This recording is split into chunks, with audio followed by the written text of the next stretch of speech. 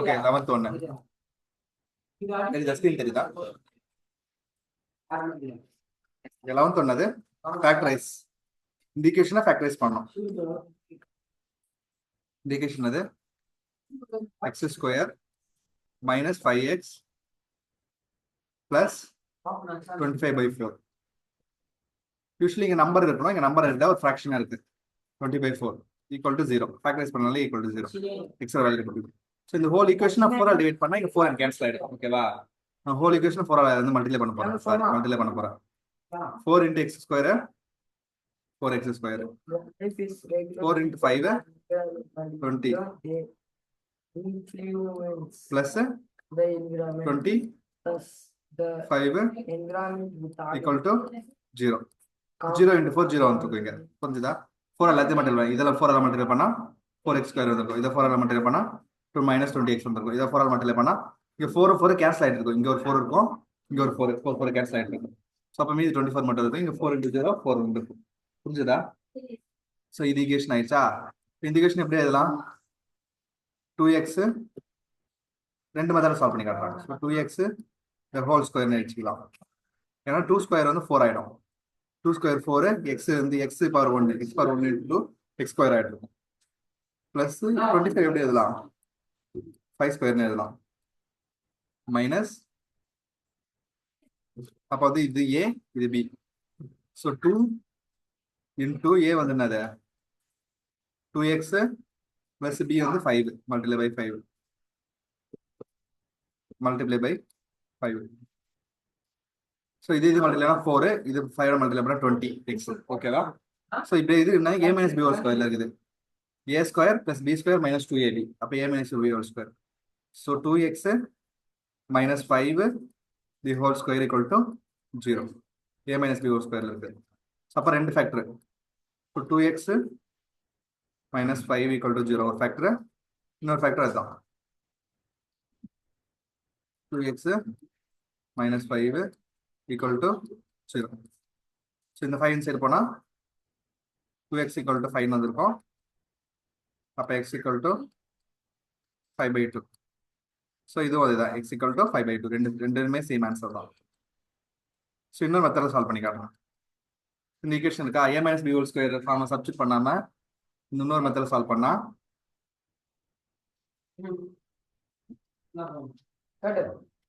First என்ன பண்ணுவோம் இது மல்டிப்ளை பண்ணுவோம் 4 into 25 எவ்வளவு ஆகும் 100 குட் 100 100 ரெண்டா பிரிக்க போறோம்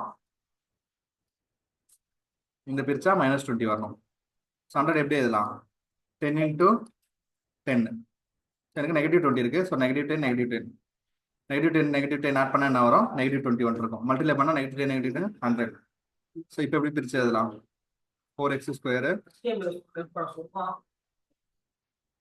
4x square so second term -20x -10x -10x னு எழுத போறோம் so -10x plus 25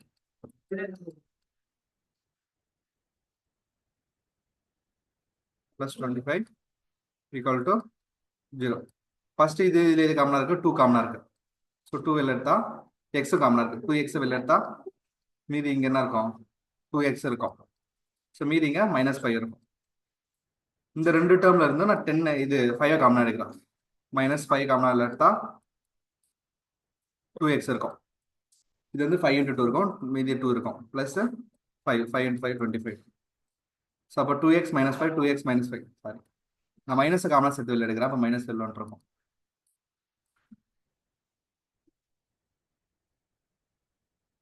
நான் மைனஸ் காமனா இருக்கேன் நான் மைனஸ் காமனா எடுத்தா 10xல இங்க பிளஸ் வந்துங்க இங்க ரெண்டு மைனஸ் மைனஸ் இன்டு மைனஸ் ஒரு மைனஸ் எடுத்தா மீதி மைனஸ் இருக்கு ஓகேவா சோ இந்த ரெண்டு டேர்ம் சேர்த்து வெளில எடுத்துடலாம் இந்த ரெண்டு டேர்ம் சேர்த்து வெளில எடுத்துடலாம் 2x -5 மீதி ரிமைனிங் வந்து இது கம்பைன் ஆகும் இது காமனா இருக்கு வெளில எடுத்துறேன் அப்ப என்ன இருக்கு மீதி இருக்கு 2x -5 இதுக்கப்புறம் வந்து சேம் இந்த மெத்தட் சால்வ் பண்றதுதான் ஈக்குவல் டு 0 இப்போ 2x -5 ஈக்குவல் டு 0 நீங்க இப்படியும் சால்வ் பண்ணலாம் இப்படியும் சால்வ் பண்ணலாம் எது பெஸ்ட்டோ அதை நீங்க சால்வ் பண்ணலாம்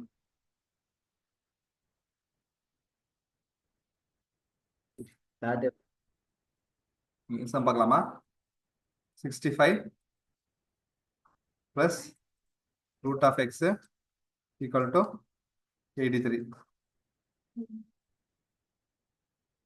So 65 வந்து இன்சைட் பண்ணா நெகட்டிவ் 65 ஆயிடும். 83 minus 65 எவ்வளோ?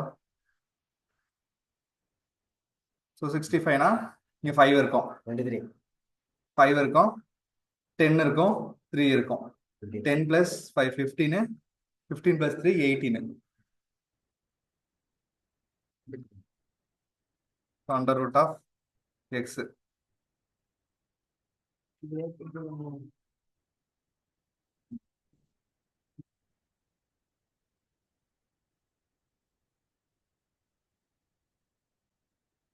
இப்போ உங்களுக்கு என்ன கேக்குறாங்க? வெரி எக்ஸ் தான் கேக்குறாங்க. Under root of x. Under root இருக்குன்னா போனா என்ன பண்ணணும்? ரெண்டு சைடு ஸ்கொயர் பண்ணணும். ஓகேவா? Under root of x 18. So ரெண்டு சைடும் ஸ்கொயர் பண்ணணும். இந்த சைடு ஸ்கொயர் பண்ணணும். ஸோ ஸ்கொயர் பண்ணா ஸ்கொயர் ஸ்கொயர் ரூட் கேன்சல் ஆயிடும். மீதி எக்ஸ் 18 ஸ்கொயர் என்ன நிர்மல்?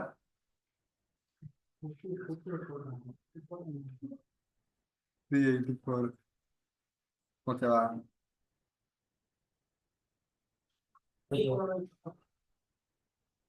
எயிட்டீன் ஸ்கொயர் வந்து 324. 384 இல்ல. How are these two different from the part? Okay 25/9 இருக்கா? 25/9 எப்படி மாத்தி எழுதலாம்? 25/9 எப்படி எழுதலாம்? 5 square divided by 3 square. Good. Suppose 25 5 square எழுதலாம்.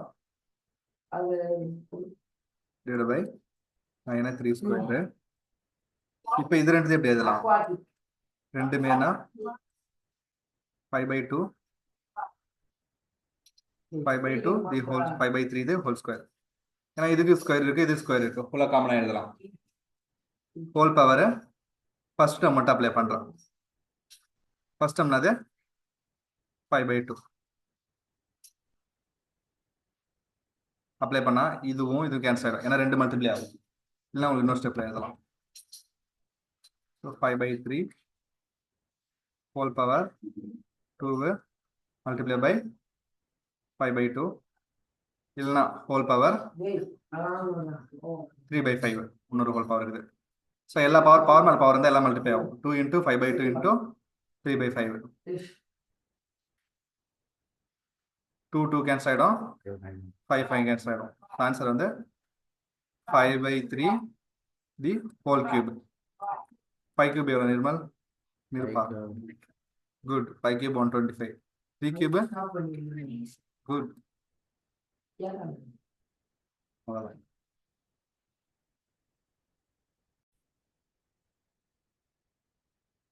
ஓகே, நிருப்பா क्वेश्चन படிக்கிறீங்களா? rupees 800 out of a total money of rupees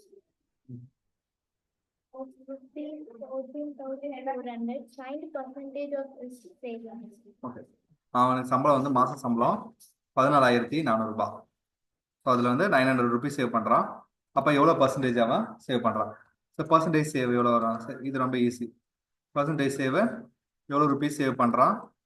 900 rupees divided by total amount he receives 14,400 multiplied by 100. So 0 க்கு 0 cancel ஆயிடும். ஸோ இது ஆட் பண்ண 8, இது 9 டேபிள் கேன்சல் ஆகும். So 9 table 1 time, இது 1 4 1 time 9 மீதி 5 54 எத்தனை டைம் வரும்? 6 times. ஸோ அப்போ ஆன்சர் வந்து 100/16.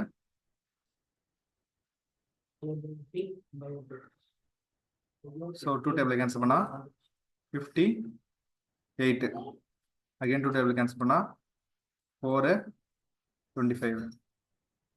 ஸோ அகைன் 4 டேபிள் கேன்சல் பண்ணலாம். 1 டைம் 6 டைம்ல 24 வந்திருக்கும். ஸோ ரிமைண்டர் 1 இருக்கும், 1 0 மாதிரி இருக்கும். ஸோ 2 டைம்ஸ் வந்திருக்கும். 2 டைம்ஸ் 8, மீதி ரிமைண்டர் 10 2 இருக்கும். ஸோ 20 மாதிரி இருக்கும். ஸோ 5 6.25. ஆன்சர் வந்து 6.25%.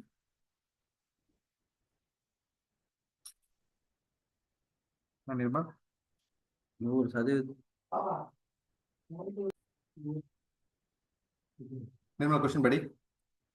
Write two conditions which are sufficient to ensure that quadrilateral is a triangle. ஒரு குவாட்ரிலேட்டரல் இருக்கு, ஏதோ ஒரு குவாட்ரிலேட்டரல் இருக்கு. இந்த குவாட்ரிலேட்டரல் ரெக்டாங்கிளா மாத்தணும். அதுக்கு நீங்க 2 கண்டிஷன் சொல்லணும். என்னென்ன கண்டிஷன் சொல்லலாம்? ஒரு குவாட்ரிலேட்டர் இருக்கா, ரெக்டாங்கிளா மாத்தணும். இந்த குவாட்ரிலேட்டர் ரெக்டாங்கிளா மாத்தணும். ஃபர்ஸ்ட் என்ன சொல்லலாம்? ஆப்போசிட் சைட்ஸ் வந்து சேமா இருக்கணும். அந்த குவாட்ரிலேட்டர்ல ஆப்போசிட் சைட்ஸ் ஆர் சேமா இருக்கணும். அப்புறம் எல்லா ஆங்கிள் 90 டிகிரியா இருக்கணும். அப்பனா அந்த குவாட்ரிலேட்டர் ரெக்டாங்கிளா மாறிடும். ஆப்போசிட் சைடு எல்லாம் சேமா இருந்தா ஸ்கொயரா கூட இருக்கலாம். ஆப்போசிட் சைடு சேமா இருந்தா பேரலோகிராம் மட்டும் இருக்கு, பேரலோகிராம் இருக்கலாம். ஸோ ஆப்போசிட் சைடு சேமா இருக்கணும், ஆங்கிள்ஸ் 90 டிகிரியா இருக்கணும்.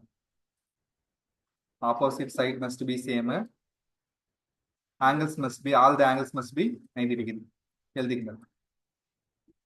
நான் இது குத்துறானா சன்லைட் ப்ரொடியூசர் நிறையா ரெண்டு நாள் லீவ் போடாம வச்சுட்டு படிக்கிற அவ்வளோ இஷ்டம் தான். Man brought orange for 25 for rupees 100 and sold them at 20 for rupees 100.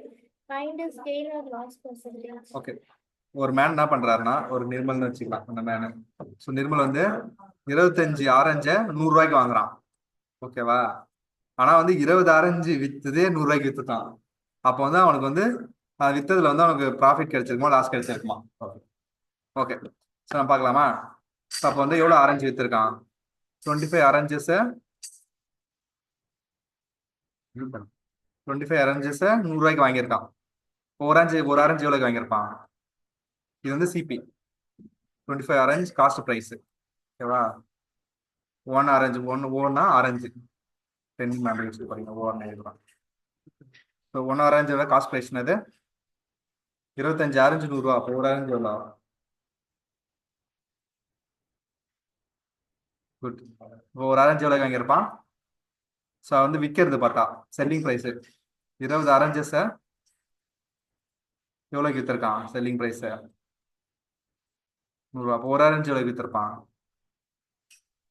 ஒரு ஆரஞ்சு எவ்வளோக்கு விற்றுருப்பான்?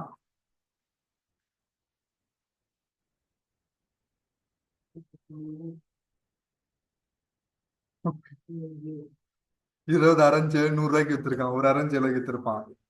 20 ஆரஞ்சு. குட். ஸோ இது புரிஞ்சுதா? 26 ஆரஞ்சு 100 ரூபாய். ஸோ அப்போ வந்து ஒரு ஆரஞ்சு எவ்வளோ? 100/25 வந்திருக்கும். 100/25 வந்து 4. ஸோ 20 ஆரஞ்சை 100 ரூபாய்க்கு விற்றுருக்கான். ஒரு ஆரஞ்சு எவ்வளோக்கு விற்றுருப்பான்? 5 ரூபாய்க்கு இருப்பான். 100/20. ஸோ அப்போனா ஒரு ஆரஞ்சு அவன் 4 ரூபாய்க்கு வாங்குறான், 1 ரூபாய் ஏற்றி தான் வைக்கிறான். அப்போ அவனுக்கு என்ன கிடைக்கும்? லாபம் தான் கிடைக்கும், கெயின் தான் கிடைக்கும். கெயின் பர்சன்டேஜ் கண்டுபிடிக்கணும். So gain percentage equal to, so எவ்வளோக்கு விற்கிறான்? 5 ரூபாய்க்கு விற்கிறான்.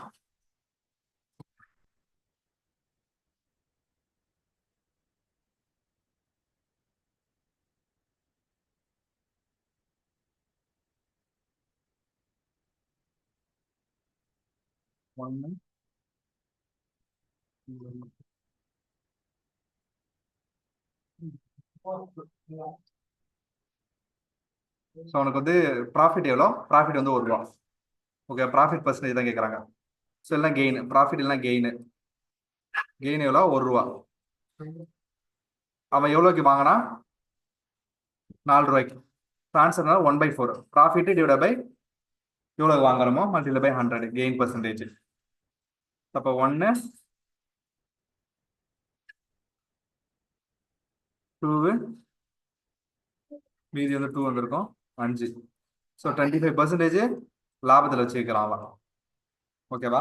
ஒரு ஆரஞ்சு 25% லாபம் வச்சிருக்கான். அப்போ இது டோட்டலும் லாபத்துக்கு வச்சு எடுத்துப்பான். லாபம் தான் அவனுக்கு 25% லாபம்.